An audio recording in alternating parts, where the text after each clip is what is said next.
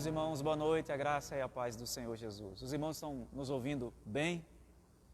Nós atrasamos um pouco a nossa live, porque estávamos fazendo um teste aqui na transmissão do YouTube, e nós vamos fazer mais alguns testes até que a gente consiga transmitir pelo YouTube. Mas eu gostaria de saber dos irmãos se estão me ouvindo bem, para que a gente possa iniciar esse culto ao Senhor. Sim, estão nos ouvindo bem?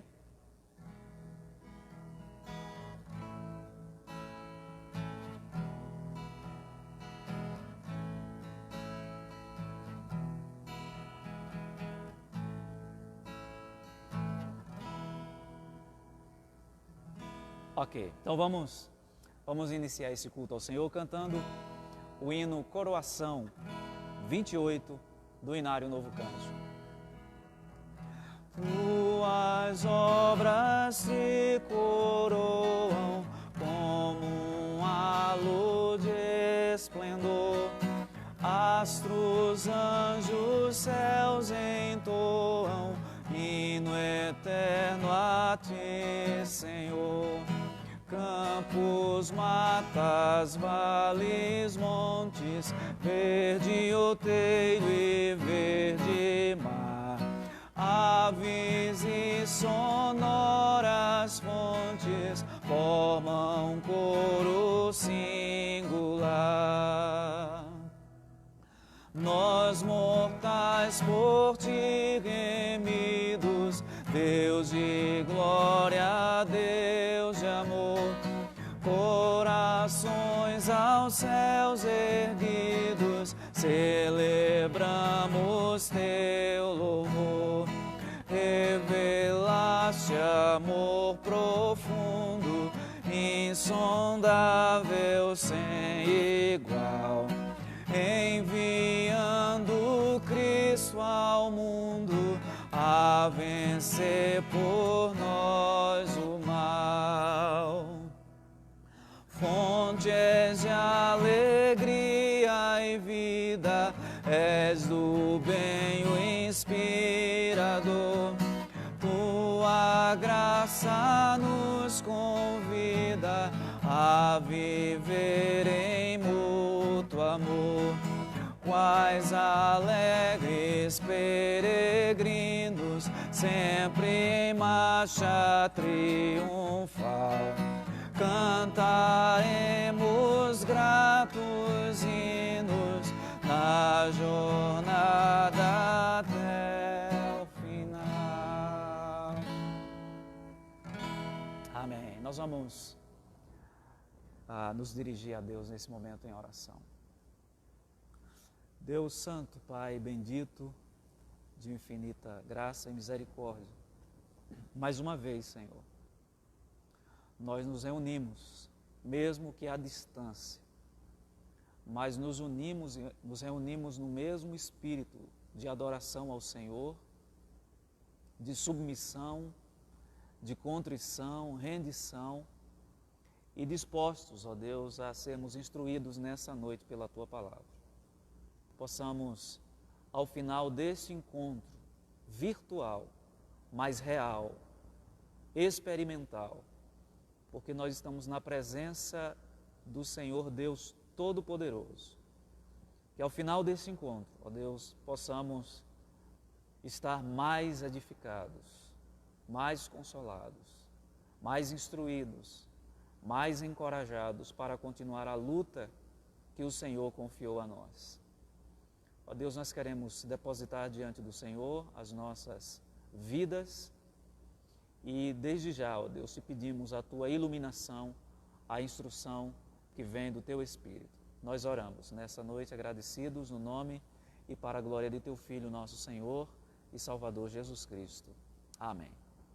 Eu quero convidá-los nesse momento a abrirem comigo as suas Bíblias na carta do apóstolo Paulo aos Romanos.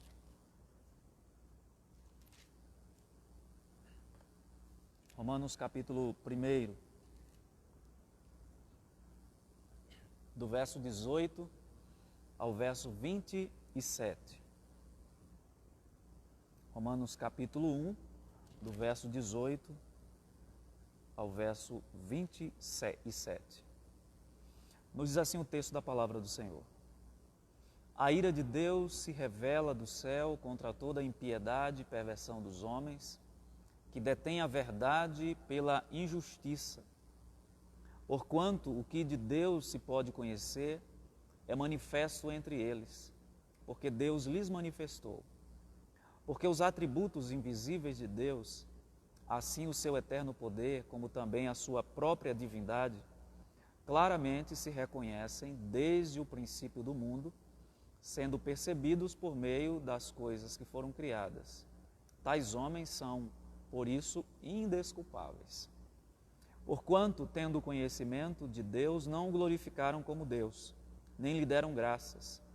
Antes se tornaram nulos em seus próprios raciocínios, obscurecendo-se-lhes o coração insensato. Inculcando-se por sábios, tornaram-se loucos e mudaram a glória do Deus incorruptível em semelhança da imagem de homem corruptível, bem como de aves, quadrúpedes e répteis. Por isso Deus entregou tais homens à imundícia pelas concupiscências do seu próprio coração, para desonrarem o seu corpo entre si.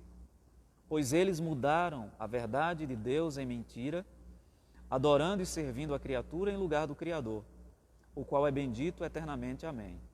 Por causa disso os entregou Deus a paixões infames, porque até as mulheres mudaram o modo natural de suas relações íntimas por outro, contrário à natureza. Semelhantemente, os homens também, deixando o contato natural da mulher, se inflamaram mutuamente em sua sensualidade, cometendo torpeza homens com homens e recebendo em si mesmos a merecida punição do seu erro.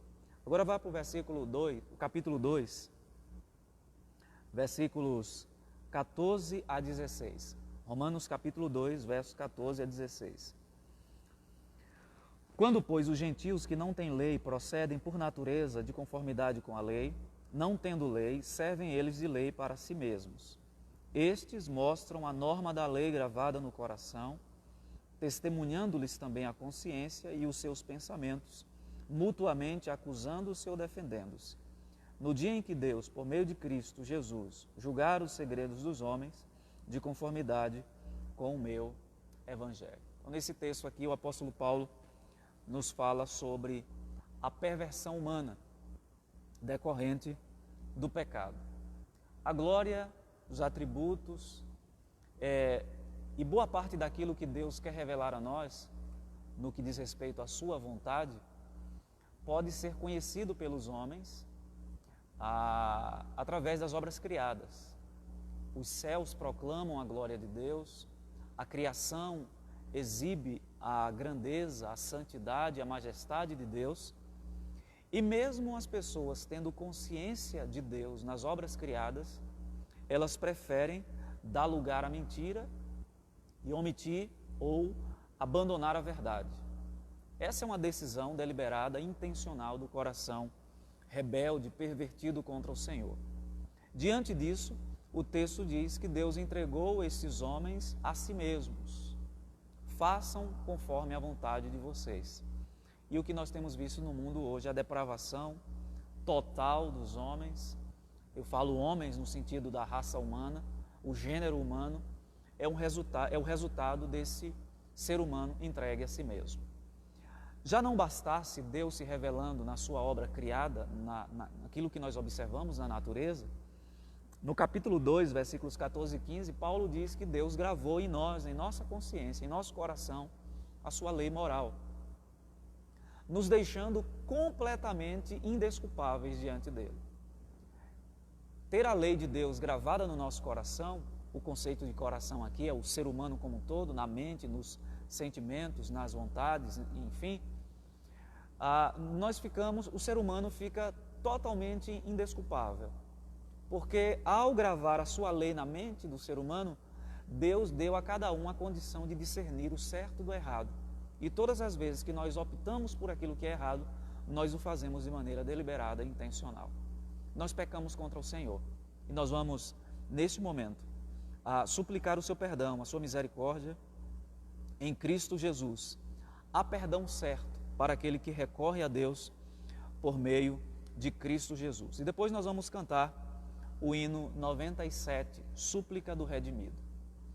Deus, nós não temos como negar diante do Senhor quem somos. Somos pecadores, muitas vezes endurecidos no pecado, o pecado que tenazmente nos assedia, nos atrai, e não são poucas as vezes que nós cedemos às tentações do pecado, às inclinações da nossa própria carne, às concupiscências dos olhos, à soberba da vida, aquilo que o mundo tem imposto como padrão de comportamento, e nós reconhecemos, Senhor, que muitas vezes nós deixamos de seguir as orientações do Senhor para seguir o conselho do nosso próprio coração, que é corrupto, desesperadamente corrupto.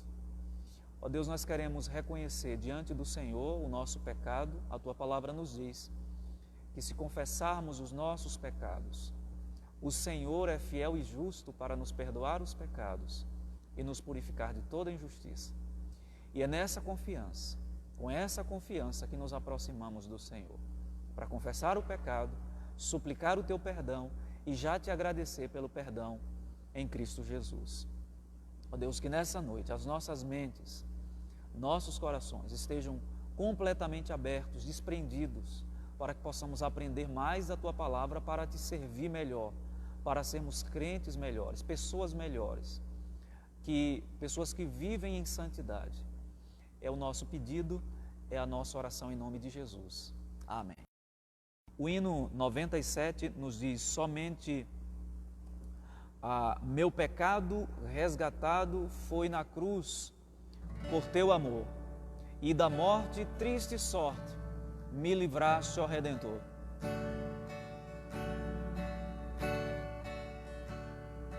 Meu pecado resgatado foi na cruz por Teu amor, e da morte triste sorte me livraste, ó Redentor. Cristo inflama viva chama em meu peito, ó Salvador, pois te adora quem te implora.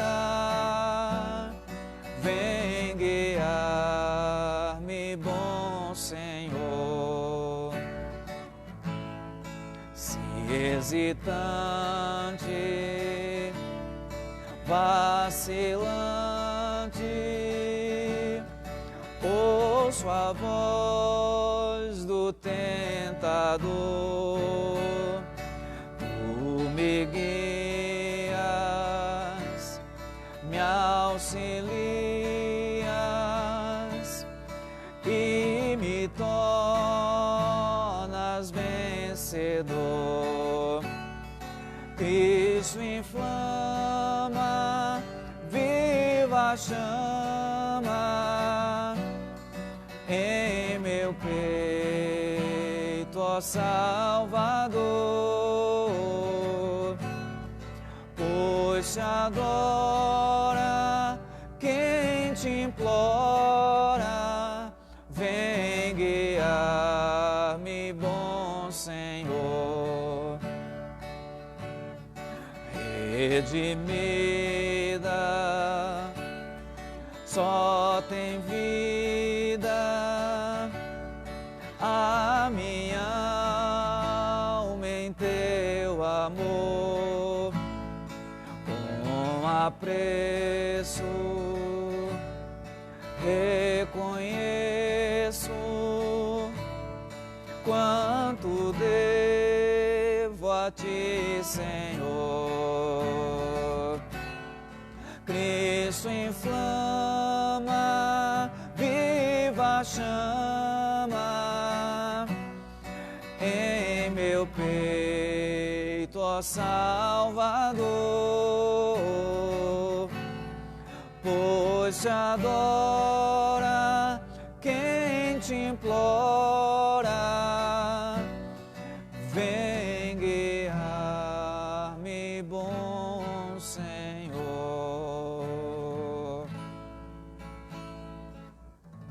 Amém. Nós vamos, nesse momento, ao estudo da Palavra do Senhor. E eu quero convidá-los a abrirem as suas Bíblias na primeira epístola de Pedro. Primeira epístola do apóstolo Pedro, no capítulo 1. Nós estamos fazendo a exposição desta carta. E hoje nós vamos para o verso de número 13.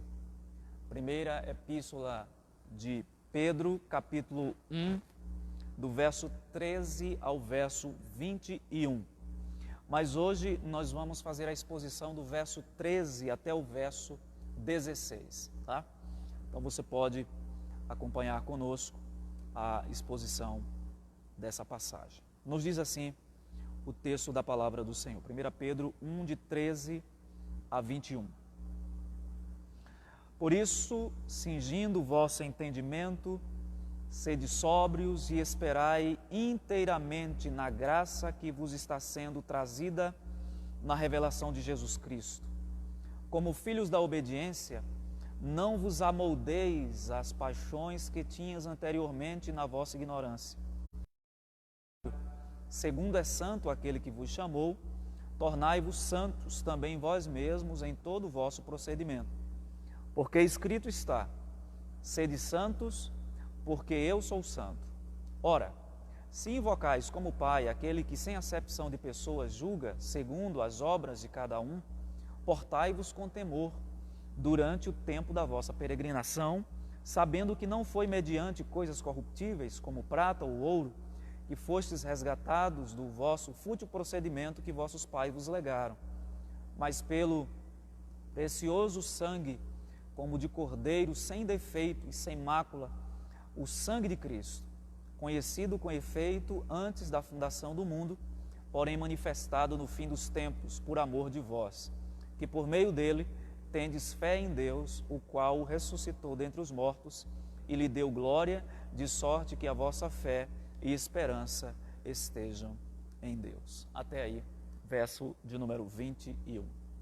Meus amados irmãos, nós estamos estudando essa carta aqui já há algumas quartas-feiras, nos nossos estudos bíblicos, e nós temos visto atentado para o propósito dessa carta.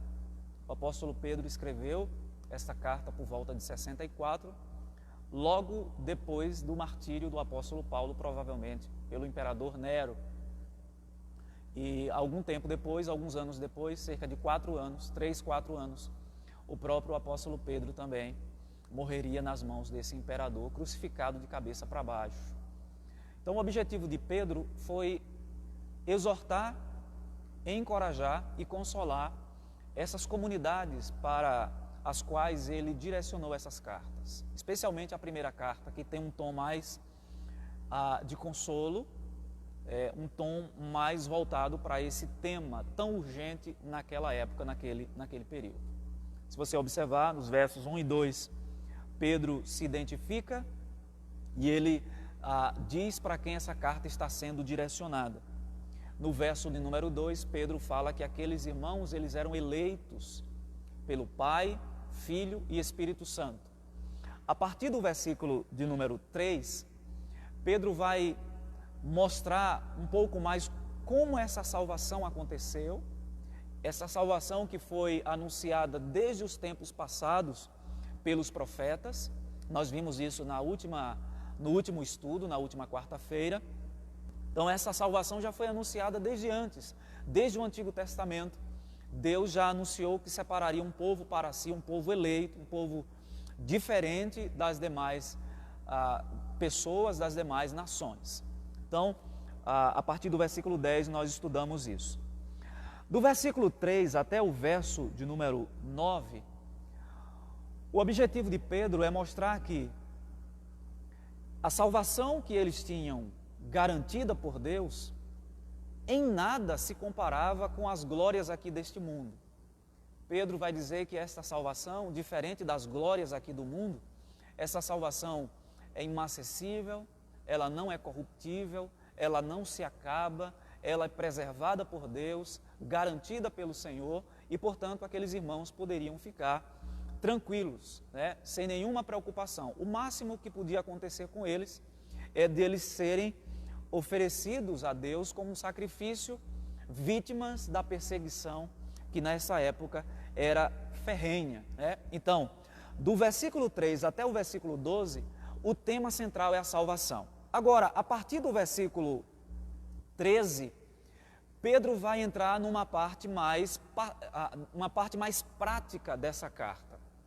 Se na primeira parte, do verso 1 até o verso 12, nós podemos dizer que é uma parte mais teológica, onde Pedro vai desenvolver o tema salvação de maneira mais conceitual, apontando que ela surge na eternidade, quando Deus Pai planeja salvar, resgatar o seu povo. Esta salvação se concretiza na história, quando Deus envia o seu Filho para ser a propiciação pelos nossos pecados. E aí nós vimos que a palavra propiciação tem um significado muito importante, que ela vem de propiciatório, que era a tampa da arca, a antiga arca construída por Moisés. Era onde se derramava o sangue do animal, né, morto em sacrifício. Dentro da arca tinham os mandamentos de Deus que apontavam o nosso pecado e nos condenavam. O sangue derramado sobre a tampa da arca, sobre o propiciatório, significava que a ira de Deus estava sendo aplacada, coberta contra o pecador. Então, quando Deus olha para o pecador, antes de ver a sua palavra, a sua lei que condena, ele vê o sangue do Cordeiro que foi derramado. Então, Paulo diz que essa salvação é garantida não por nós, mas por causa da propiciação de Cristo. E Pedro diz que nós somos guardados por Deus.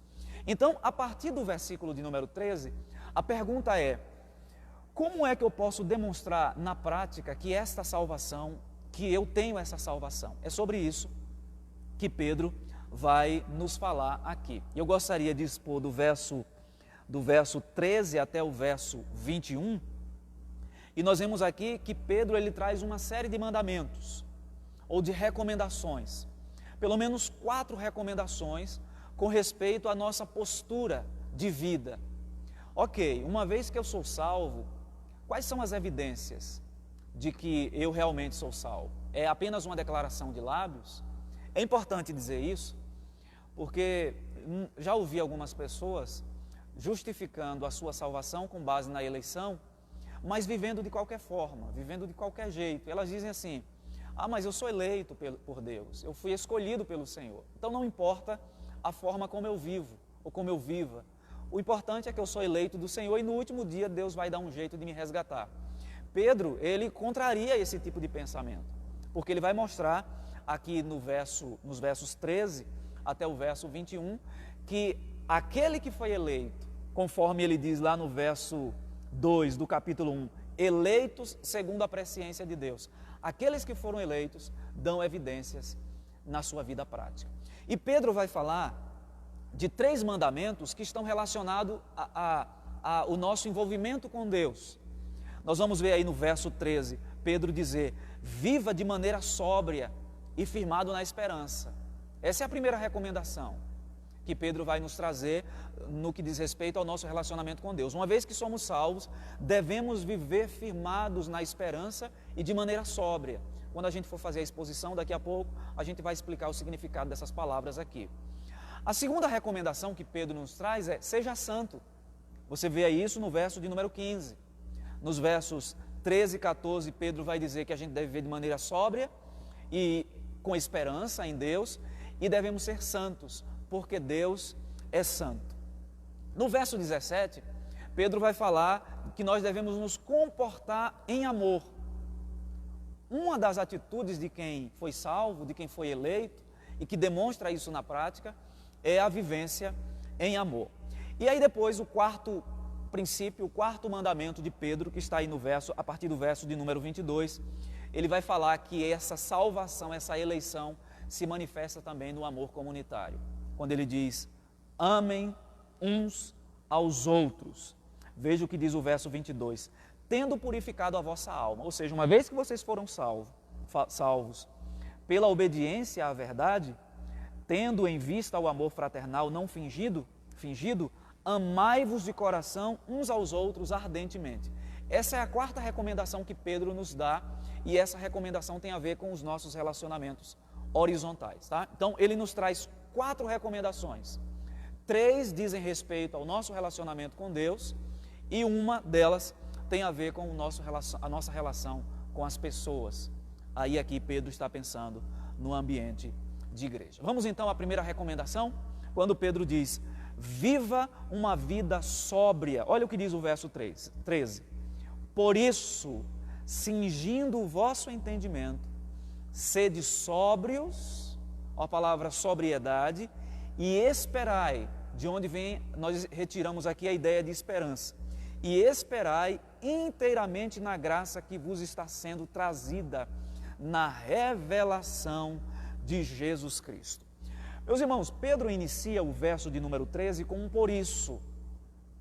Nós podemos traduzir esse por isso aqui também como um portanto, uma conjunção conclusiva, o que significa dizer que Pedro está se referindo a alguma coisa que ele falou no passado, nos versos anteriores, e ele, portanto, com base no que ele falou, ele está agora concluindo o seu argumento.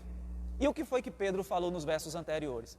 Se você observar do verso 1 ao verso 12, ele vai falar que Deus nos escolheu para a salvação, Ele nos separou para crer em Cristo, Ele aspergiu sobre nós o sangue de Cristo para nos perdoar. Então, nós observamos que do verso 1 ao verso 12, eu repito novamente essa informação, o tom da carta de Pedro é mais teológico. Agora, a partir do versículo 13, tem uma questão mais prática. Então, o que Pedro está dizendo é, por isso, ou seja, com base em tudo o que eu falei, que vocês foram eleitos por Deus, que a herança que Deus tem reservada para vocês é uma herança incorruptível e incomparável com aquelas que o mundo pode dar, que esta salvação não foi algo que caiu de paraquedas da noite para o dia, esta salvação foi prometida por Deus lá no passado. Nós lemos a semana passada o texto de Gênesis, quando Jacó abençoou seus filhos, e quando ele chega para abençoar Judá, ele diz que de Judá nasceria um descendente e que todas as nações se curvariam perante ele. Então, já uma profecia muito antiga acerca da salvação, falando acerca de Jesus Cristo. Então, tudo isso Pedro falou nos versos anteriores que nós já estudamos. E aí agora ele está concluindo o argumento dizendo, portanto, tendo em vista tudo isso que eu falei, vejam como vocês devem viver. Algumas pessoas acham que teologia é algo insípido, né? Sem nenhum aspecto prático, mas teologia é algo extremamente prático. Se você tem uma prática sem uma teologia, provavelmente a sua prática será errada. A gente não faz as coisas apenas na boa vontade, porque a nossa mente, o nosso coração é corrupto. A gente precisa ter uma base teológica para fundamentar a nossa prática. E é exatamente isso que Pedro faz. Ele fundamenta o seu argumento teologicamente e a partir daí do versículo dizer, olha, ajam dessa maneira, fundamentado no que eu falei. E aí Pedro diz, portanto, ou por isso, aí ele diz, cingindo o vosso entendimento. Essa é uma expressão muito interessante. Porque a palavra cingir aqui fazia todo sentido para os leitores de Pedro. Cingir aqui significa preparar, amarrar. E a gente precisa ter em mente aqui que Pedro, ele tinha na sua consciência, na sua mente, quando ele diz cingindo o vosso entendimento, muito provavelmente a maneira como as pessoas se vestiam no Antigo Oriente. Elas costumavam vestir roupas compridas, né, togas. Quando a gente vê alguma imagem lá do Oriente, a gente vê ainda alguns homens, os homens, eles vestem roupas bem folgadas, né, normalmente sem nenhum adereço na cintura. E às vezes, quando eles precisam que a roupa esteja um pouco mais apertada, eles colocam ali uma amarra, uma cinta. É essa a ideia que Pedro tem em mente, quando ele diz, cingindo o vosso entendimento. Nos nossos dias a gente poderia dizer o seguinte, apertem os cintos. Então, o que é que Pedro está dizendo aqui, por cingir o entendimento? O que ele está querendo aqui mostrar para essas pessoas é que eles deveriam ter a mente deles apegadas, amarradas, vinculadas aos ensinamentos que eles haviam recebido dos profetas a respeito da salvação e que o próprio Pedro falou aqui nos versos anteriores da nossa exposição. Cingir a mente significa estar preparado. Nesse contexto das roupas do Oriente Médio, quando a pessoa vestia aquela toga muito folgada, quando ela precisava fazer um trabalho mais ríspido, que exigia uma firmeza maior, elas colocavam um cinto, cingia a sua roupa, apertava a sua roupa para que ela ficasse preparada para o trabalho que iria executar. Muito provavelmente Pedro tem em mente aqui o contexto do Antigo Testamento. Vocês se lembram da passagem de Êxodo, no capítulo 12, quando Deus mandou os israelitas matarem um cordeiro para a Páscoa, porque eles seriam libertos poucos dias mais à frente. E como eles deveriam fazer? Cada família deveria matar um cordeiro, eles deveriam passar o sangue do cordeiro nos umbrais da porta e deveriam comer o cordeiro à pressa. E aí o texto de Êxodo capítulo 12, versículo 11, dizia que eles deveriam ter os lombos cingidos, sandálias nos pés e cajado na mão. Qual é a ideia de lombos cingidos? Preparados, roupas apertadas, sem descuidar. Porque quando o anjo passasse, quando fosse o momento da partida, eles deveriam estar preparados. Então eles deveriam estar com os lombos cingidos, ou seja, com as roupas apertadas, com o cinto apertado, porque eles não poderiam se descuidar, porque a caminhada estava prestes a iniciar-se. Meus amados irmãos, observe o impacto disso na mente desses irmãos. Quando Pedro diz, portanto, cingindo o vosso entendimento, o que Pedro queria dizer era, não descuidem da mente de vocês. Não se descuidem das verdades que vocês têm ouvido e que já ouviram até aqui, seja do apóstolo Paulo ou dos obreiros que Deus já levantou até aqui, e inclusive de mim. Cinjam o entendimento de vocês, estejam preparados. Assim como o israelita precisava estar com os seus lombos cingidos, ou seja, com a sua mala nas costas, com o seu cinto apertado, com as sandálias nos pés, com o cajado na mão, preparado para iniciar a jornada até Canaã, Pedro diz, cinjam o entendimento de vocês. Não se deixem iludir por qualquer que seja a situação. Qual é a aplicação disso para o contexto em que eles estavam vivendo? Ora, se eles estavam vivendo num ambiente de perseguição, é muito provável que alguns deles tentados a abandonar a fé, a afrouxar a fé, a deixar de crer naquilo que receberam do Senhor, através do apóstolo Paulo e através do apóstolo Pedro e de outros evangelistas. O que Pedro está dizendo é, apertem o cinto da fé, cinjam o entendimento de vocês, não se deixem iludir por qualquer coisa, tenham a mente de vocês apegada, agarrada às verdades do evangelho que vocês receberam. Queridos irmãos, como nós precisamos dessa verdade para as nossas vidas hoje. Não são poucos os ventos de doutrinas, os falsos ensinamentos que têm levado muitas pessoas a abandonarem a caminhada, a abandonarem a fé, porque elas não estão com o entendimento cingido, preparado, firmado. Quando alguém cingia as suas roupas, é porque ela queria que a roupa estivesse firme na cintura. Então, quando Pedro diz aqui, cingindo o vosso entendimento, preparem a mente de vocês, porque vai vir bomba por aí. Me desculpem a expressão. Vai vir coisa feia por aí. Por isso, cinjam o entendimento de vocês. Não afrouxem as convicções de fé de vocês por nada. Sigam firmes, firmados na fé. Tomando aqui essa figura, que provavelmente Pedro tomou do Antigo Testamento, quando ele fala aqui de cingir o entendimento, a preparação dos israelitas para a caminhada pelo deserto até Canaã, nós também estamos numa jornada. Rumamos nesse mundo, mas a nossa pátria final não é aqui.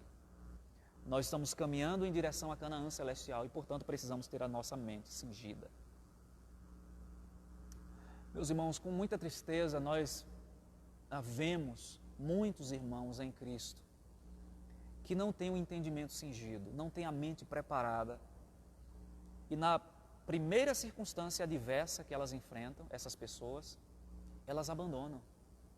Elas começam a duvidar da fé. Quantos jovens que entram na faculdade, jovens cristãos, e o primeiro argumento que o professor de filosofia, de história, de geografia levanta com respeito à origem do universo, propósito da vida, questões ligadas à sexualidade, e a fé desse jovem, desse adolescente desmorona, porque não tem a mente cingida, preparada, apegada, amarrada aos fundamentos da fé. Precisamos, nesses tempos, ter a nossa mente cingida, amarrada, presa aos fundamentos da fé. Mas Pedro continua, ainda no verso 13, ele diz assim, só voltando um pouco ao raciocínio que eu estava falando, assim como os israelitas precisaram cingir os lombos, as vestes, para rumar em direção a Canaã, nós precisamos também ter a mente cingida, preparada, porque estamos rumando em direção a Canaã celestial. Então, voltemos ao texto. Pedro diz, por isso, ou portanto, cingindo o vosso entendimento, sede sóbrios. Aqui, literalmente, significa estar constantemente sóbrio de espírito. Uma mente cingida é uma mente sóbria. A palavra sóbrio aqui significa não bêbado. Esse é o significado. É o mesmo que Paulo usa na carta aos Tessalonicenses, na primeira carta aos Tessalonicenses, no capítulo 5, quando ele diz, sede sóbrios e vigilantes. Paulo diz que nós não somos das trevas, por isso nós não somos como os que dormem, mas estamos sempre preparados. Devemos ver as coisas como elas realmente são. Veja o contraste com o bêbado, o que não é sóbrio. A pessoa que não é sóbria, ela tende a ver as coisas de maneira distorcida. Tem uma perspectiva equivocada acerca das coisas. Não tem uma mente clara, firmada nos padrões estabelecidos por Deus em sua palavra. Pedro diz que nós devemos estar cingidos no entendimento e devemos ser sóbrios. Não podemos perder a sobriedade da fé. Não podemos perder o equilíbrio da nossa fé. E aqui a gente já pode pensar na aplicação também. Quantas pessoas que por anos e anos defenderam os fundamentos da fé e com o passar do tempo abandonaram. Se deixaram entorpecer pelos atrativos do mundo e simplesmente abandonaram. Perderam a noção da coisa. Recentemente eu estava assistindo, recentemente não, já tem um certo tempo, eu estava assistindo a um vídeo de um ex-pastor, caminhou por muitos anos, né, na fé, pregou o evangelho, era um homem muito conhecido, mas caiu. E esse homem hoje diz cada coisa, cada tolice a respeito da fé, a respeito do evangelho, a respeito da igreja, que a gente, quando ouve aquele homem, diz, não é possível um negócio desse. Como é que alguém pode perder o tino da sua vida de maneira tão negar tudo aquilo que um dia professou. É sobre isso que Pedro está dizendo: sejam sóbrios, não deixem que o mundo entorpeça a mente de vocês. E olha, esse mundo hoje, o que tem de entorpecente, eu não estou falando de entorpecente literalmente, eu estou falando de ideias que entorpecem a mente, pessoas que foram demovidas dos fundamentos da fé e que hoje abraçam e defendem ideias completamente antibíblicas. Pedro está dizendo: cinjam o entendimento de vocês, apertem os cintos e mais, sejam sóbrios. E ele continua: esperai inteiramente na graça que vos está sendo trazida. Esperai inteiramente na graça. A ideia aqui é: conservem a fé até o fim. Esperem, aguardem, permaneçam. É um estado de permanência na fé. Eu trouxe aqui algumas traduções desse versículo que diz: esperem completamente, sem reservas, sem restrições, conservem a esperança de vocês até o fim. Olha o que o apóstolo Paulo nos diz na carta aos Filipenses, no capítulo 1, versículo de número 6. Estou plenamente certo de que aquele que começou boa obra em vós há de completá-la até o dia de Cristo Jesus. Essa é a ideia de esperar até o fim. É uma obra completa que Deus está realizando na vida do seu povo. E ele diz: esperai inteiramente na graça que vos está sendo trazida. Aqui, sem dúvida, Pedro está se referindo à salvação final, que se manifestará na vinda de nosso Senhor Jesus Cristo. Nós falamos que quando a Bíblia fala de salvação, ela fala pelo menos em 3 níveis, em 3 aspectos. A salvação já concretizada, que é a regeneração, a justificação, uma obra pontual que aconteceu no tempo e na história. Então, salvação nesse sentido já aconteceu, regeneração, justificação. Mas há um segundo sentido em que a Bíblia fala de salvação, que é a salvação em processo, em desenvolvimento. Por isso a gente vê alguns textos na Bíblia dizendo: desenvolver a vossa salvação com tremor e tremor. Temor e tremor. Isso nós chamamos de santificação. Nós ainda estamos sendo salvos. E o terceiro estágio da salvação é o estágio final, que nós chamamos de glorificação, que é quando nós estaremos completamente longe do poder e da influência do pecado. É esta graça que Pedro está dizendo que está se manifestando, que vai se manifestar. E ele diz que vai se manifestar na revelação de Jesus Cristo. É a salvação final. Pedro diz: guardem o depósito de vocês até lá. Não entorpeçam a mente de vocês. Sejam sóbrios. Cinjam o entendimento de vocês. Se agarrem às verdades que vocês receberam. E esperem inteiramente, sem reservas, nesta graça que há de se manifestar. Então, meus irmãos, nós observamos aqui, em primeiro lugar, que Pedro diz àqueles irmãos: vivam de forma sóbria e firmados na esperança. Mas quem é salvo não só vive de forma sóbria e firmado na esperança, mas também vive em santidade. Olha o que diz o verso de número 14.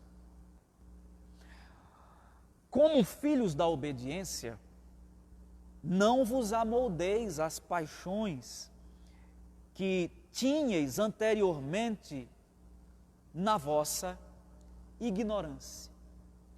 Olha, em primeiro lugar, como Pedro se dirige àqueles irmãos. Ele os chama de filhos da obediência.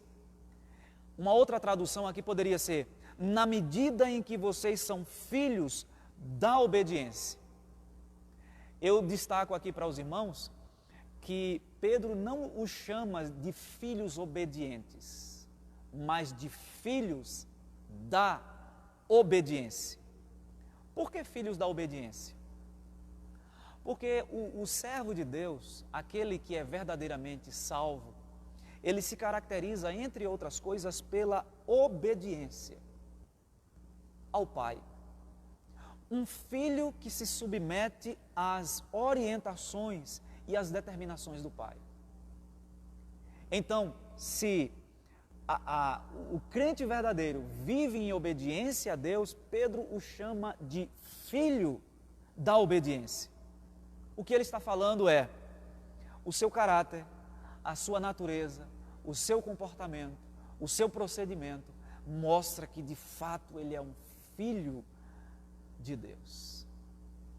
Deus tem os filhos e ele quer que estes filhos vivam em obediência às suas determinações. Vamos ver o que é que Paulo diz na carta aos Efésios, no capítulo 5, versículo 8. Efésios, capítulo 5, versículo 8. Ele diz assim: pois outrora ereis trevas, porém agora sois luz no Senhor. Andai como filhos da luz. Outrora ereis trevas, porém agora sois luz no Senhor. Andai como filhos da luz. É a mesma coisa, filho da luz e filho da obediência. Todos nós temos um pai. Os que são filhos da luz, os que são filhos da obediência, têm Deus como seu pai. Mas aqueles que vivem na desobediência, que vivem nas trevas, têm um outro pai também. Ele é o filho da ira. Olha o que diz Paulo ainda na carta aos Efésios, no capítulo 2, versículos 2 e 3. Efésios capítulo 2, versículos 2 e 3. Nos quais andastes outrora, segundo o curso deste mundo, segundo o príncipe da potestade do ar, do espírito que agora atua nos filhos, olha só, filhos da desobediência. Os crentes são filhos da obediência, os ímpios são filhos da desobediência, entre os quais também todos nós andamos outrora, segundo as inclinações da nossa carne, fazendo a vontade da carne e dos pensamentos, e éramos por natureza filhos da ira. Observe que há uma diferença de filiação. Os filhos da obediência são filhos da luz, são filhos de Deus. Os filhos da desobediência vivem na desobediência, são filhos da ira e são contrários a Deus. Meus amados irmãos e ouvintes, como filhos da obediência, olha só o que Pedro diz: não vos amoldeis às paixões que tinhais anteriormente na vossa ignorância. Não vos amoldeis às paixões que tinhais anteriormente. Eu chamo a atenção dos irmãos que quando Pedro diz assim, não vos amoldeis às paixões que tinhais, o que ele está dizendo é, não se conforme continuamente, paulatinamente, com os comportamentos que vocês tinham anteriormente, antes da conversão. Não tomem a forma. Literalmente aqui, não se permitam exprimir num molde, o molde do mundo. Nós somos ETs. Os servos de Deus são ETs, porque eles não tomam a forma do mundo. É por isso que o mundo estranha. É por isso que o mundo odeia. É por isso que o mundo rejeita. Porque o verdadeiro servo de Deus, aquele que foi salvo, aquele que tem o seu entendimento cingido, preparado, aquele que é sóbrio, aquele que espera na graça que há de se manifestar, aquele que vive como filho da obediência, ele não toma a forma do mundo. E é por isso que as pessoas não aceitam. E Pedro diz, não se conformem com os padrões do mundo. E ele continua. Ele diz: não vos amoldeis às paixões. Paixões aqui nós traduzimos também por desejos, concupiscências. Normalmente, quando a gente pensa nessa palavra, quando a gente vê essa palavra na Bíblia, a gente pensa logo que ela tem uma conotação moral, sexual especialmente. Mas o significado dessa palavra, desejo, concupiscência, paixões, é muito mais amplo.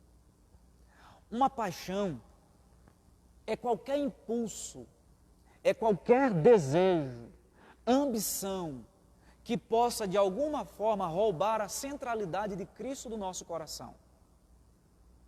E isso não se aplica só à questão da sexualidade. Nós podemos pensar em dinheiro, desejos de um modo geral, poder, a própria sexualidade, tudo aquilo que de alguma forma domina o nosso coração é o que Pedro está chamando aqui de paixões que vivíeis anteriormente. Nós não podemos viver segundo essas paixões. É nesse sentido que nós entendemos que o verdadeiro cristão, ele de fato é um alienígena, porque ele não se encaixa nesse mundo. Diariamente nós temos essa prova. Os irmãos aí no ambiente de trabalho, quanta dificuldade enfrentam para poder defender os valores que você entende como sendo valores da palavra de Deus. Como é difícil hoje opinar fora da opinião da massa. Como é difícil hoje ter uma opinião diferente do que a maioria tem. Como é difícil hoje pensar fora da caixa. Se você tem uma opinião diferente da opinião da massa, as pessoas já começam a lhe taxar disso, daquilo outro. É disso que Pedro está dizendo. É melhor que lhe taxem assim, mas não se amolde. Não tomem a forma. Paulo fala sobre isso na carta aos Romanos, no capítulo 12, versículos 1 e 2. Ele diz assim, Romanos capítulo 12, versículos 1 e 2. Rogo-vos, pois, irmãos, pelas misericórdias de Deus, que apresenteis o vosso corpo por sacrifício vivo, santo e agradável a Deus, que é o vosso culto racional. E não vos conformeis com este século. É o mesmo sentido que Pedro está dizendo, não vos amoldeis às paixões que tinhais anteriormente. Não vos conformeis com este século, mas transformai-vos pela renovação da vossa mente, para que experimenteis qual seja a boa, agradável e perfeita vontade de Deus. Não tomem a forma, vivam em santidade. E Pedro continua, ele diz, que tinhais anteriormente. Não sintam saudade do mundo. Não sintam desejo de experimentar aquilo que vocês já experimentaram no passado. Olhem para frente. Olhem para as coisas que estão à frente. Não tenham saudade do mundo. Não tenham saudade das coisas passadas. Essa é uma das características de quem está vivendo em santidade, daquele que é o servo do Senhor, de quem é filho da obediência. Ele não tem prazer nas coisas que não agradam a Deus. E Pedro continua dizendo no verso 15, pelo contrário, observe que há uma adversativa aqui, uma conjunção adversativa. Quando Pedro está argumentando, dizendo que nós não devemos nos amoldar, verso 14, as paixões que tínhamos anteriormente, antes da conversão, no período da ignorância, no período em que não conhecíamos o Evangelho, aí ele diz, ao contrário disso, ele começa agora a falar do lado positivo. E ele diz, pelo contrário, segundo é santo aquele que vos chamou. Aqueles a quem Deus chamou para a salvação, o chamou para serem santos. Todo cristão, todo servo de Deus, que foi gerado por Deus, que é membro da família de Deus, que pertence a Deus deve viver em santidade, ou procurar viver em santidade. Esse é o chamado de Deus para nós. Agora, nós vamos alcançar um estado de perfeição absoluta aqui nesse mundo? É claro que não. Mas devemos nos esforçar. O cristão não deve se conformar aos desejos e às ambições deste mundo. Os nossos desejos agora devem ser direcionados para Deus e não mais para as paixões que tínhamos anteriormente. Não devemos ter saudade das coisas passadas. E ele diz mais: pelo contrário, segundo é santo aquele que vos chamou, tornai-vos santos também vós mesmos em todo o vosso procedimento. Eu chamo a atenção aqui dos irmãos para esta palavra, tornai-vos santos, porque aqui envolve responsabilidade humana. A santidade é um aspecto da vida cristã que envolve a soberania de Deus e a responsabilidade humana. Na santificação, nós entendemos que a força é sinergística. Se na regeneração só Deus atua nos trazendo a vida, nos dando a capacidade de crer, na santificação, o Espírito Santo que veio habitar em nós, nos impulsiona a viver em santificação, mas ao mesmo tempo os nossos desejos começam a ser mudados para que a gente deseje viver em santificação. É nesse sentido que Pedro está dizendo: tornai-vos, desejai viver em santificação. A santificação é progresso. É uma luta contínua, diária. Quando Pedro diz tornai-vos, é dia a dia, é cotidianamente. E você sabe o que é que eu estou falando? A cada dia nós lutamos contra o pecado que há dentro de nós ainda. Existem inclinações, desejos e vontades que ainda permanecem na nossa mente, nos nossos sentimentos. E devemos lutar contra isso todos os dias. Essa é uma luta diária. Uma pessoa santa é aquela que luta contra o pecado, é uma pessoa que luta contra as suas imperfeições, contra as suas fragilidades, a fim de que ela se torne cada vez mais parecida com o nosso Senhor Jesus Cristo. Pedro diz: tornai-vos santos, desejem viver em santidade. E aí nós chegamos no final do verso 15: tornai-vos santos também vós mesmos em todo o vosso procedimento, em todo o vosso comportamento. Sabe o que é que isso significa dizer? Que a santidade atinge toda a nossa vida, ou deve atingir toda a nossa vida. A nossa vida profissional, a nossa vida doméstica, a nossa vida amorosa, a nossa vida recreativa, a nossa vida na escola, a nossa vida na igreja, a maneira como lidamos com as pessoas, a maneira como tratamos os nossos subordinados, a maneira como tratamos o nosso cônjuge, a maneira como tratamos os nossos filhos. A santificação é uma ação de Deus que envolve a nossa participação e que nos atinge como um todo. Pedro diz: todo o vosso procedimento. Não existe uma área sequer, meus irmãos, das nossas vidas que deve ficar fora desse projeto de santificação. Nenhuma área. Portanto, a pessoa não pode dizer: o meu braço é santo, mas a minha língua não. A minha língua é santa, mas os meus pés não. Os meus pés são santos, mas a minha mente não. Não existe essa divisão, não existe essa separação. Pedro diz que é todo o nosso ser. Portanto, controle a sua língua. Controle o seu ímpeto. Controle o seu temperamento. Controle a sua maneira de lidar com as pessoas. Controle a sua maneira de tratar o seu funcionário. Controle a sua maneira de lidar com as suas responsabilidades profissionais, você que é funcionário.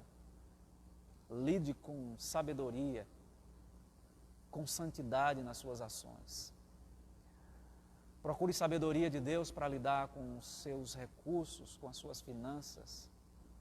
Procure sabedoria e peça sabedoria ao Senhor para que o seu procedimento na área da sexualidade seja um procedimento santo.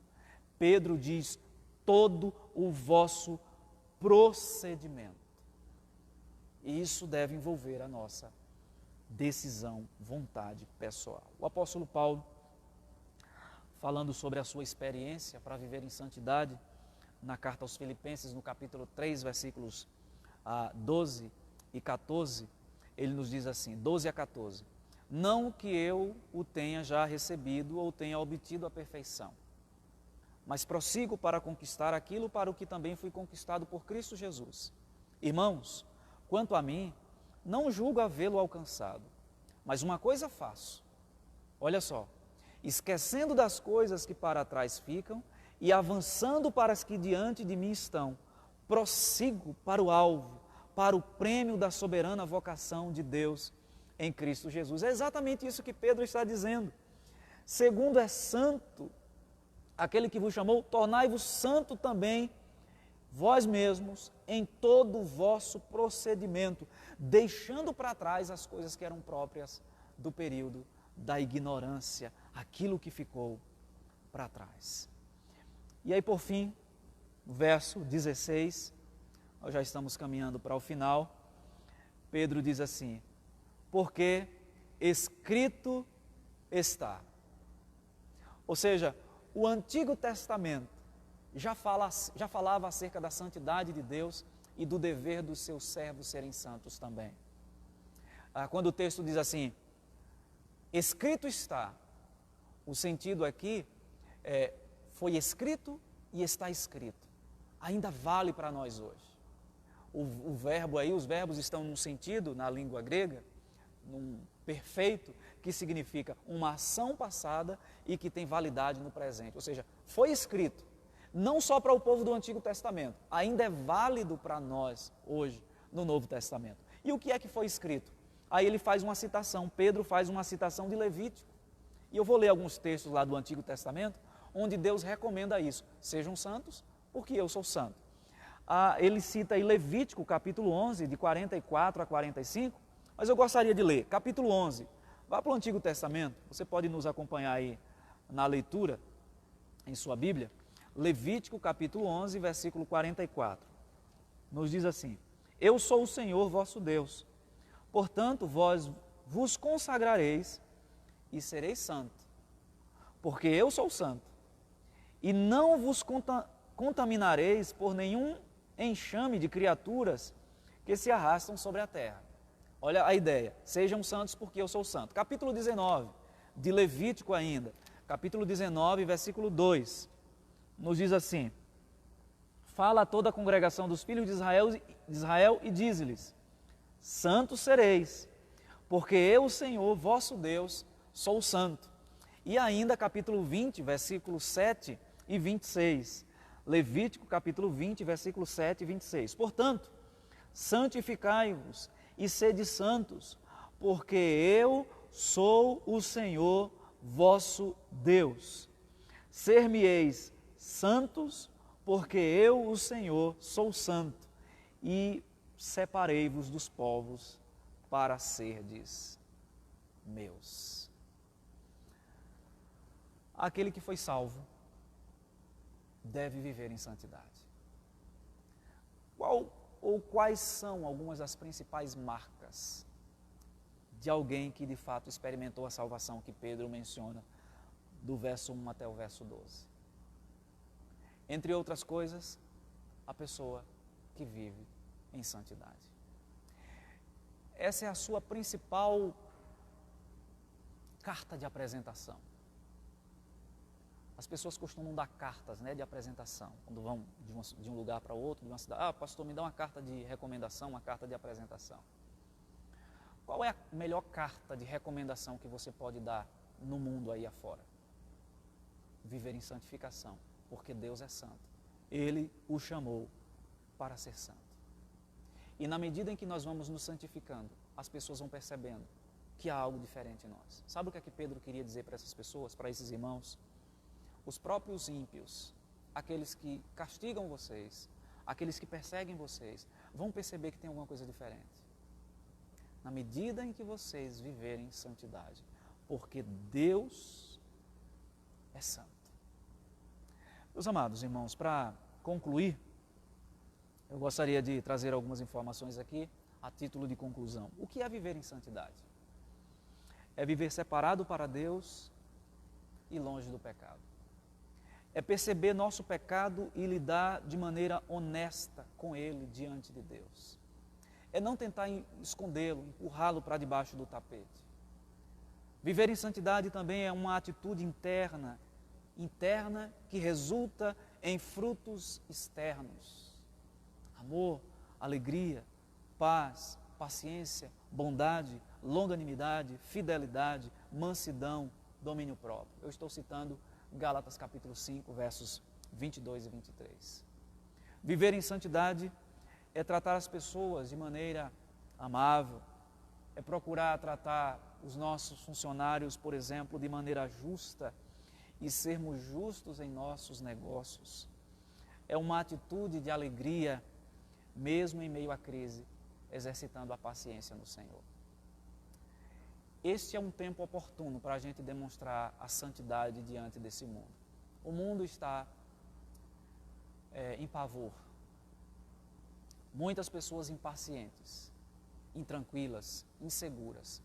Uma das maneiras de você demonstrar santificação é demonstrando o quanto você confia no Senhor, o quanto você espera no Senhor, o quanto você é paciente no Senhor, mesmo diante das dificuldades. Esse era o contexto da carta de Pedro. Irmãos que estavam vivendo em dificuldade e que foram exortados pelo apóstolo Pedro a viverem em santificação. Que o Senhor nos ajude, que o Senhor nos dê a graça de vivermos conforme a vontade do Senhor. Na próxima semana, nós vamos ver como esta salvação se manifesta na vida comunitária. Nós vimos aqui mais atitudes em relação a Deus. Primeiro, devemos viver de maneira sóbria e firmados na esperança. Depois, devemos viver em santidade. Nós vamos ver como essa salvação se manifesta de maneira prática nas nossas relações interpessoais. Vamos orar nesse instante ao Senhor.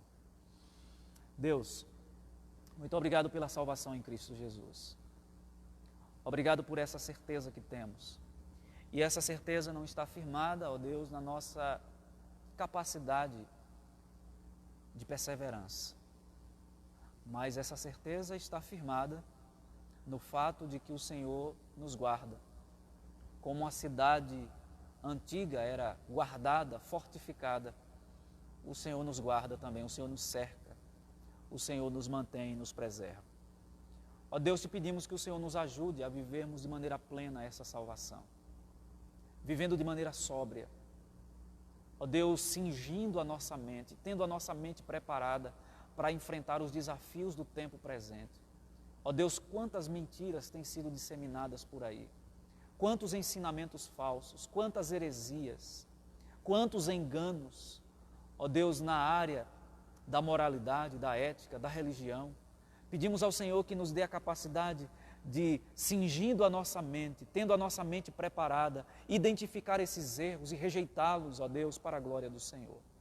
Nos dê a capacidade de interpretar as coisas da maneira correta, com sobriedade.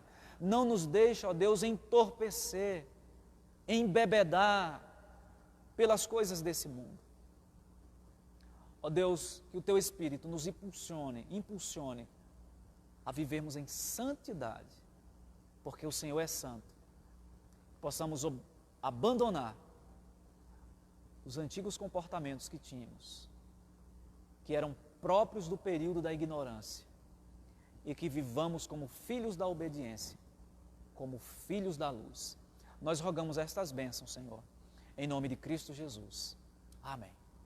Meus queridos, nós encerramos assim esse culto de estudo bíblico.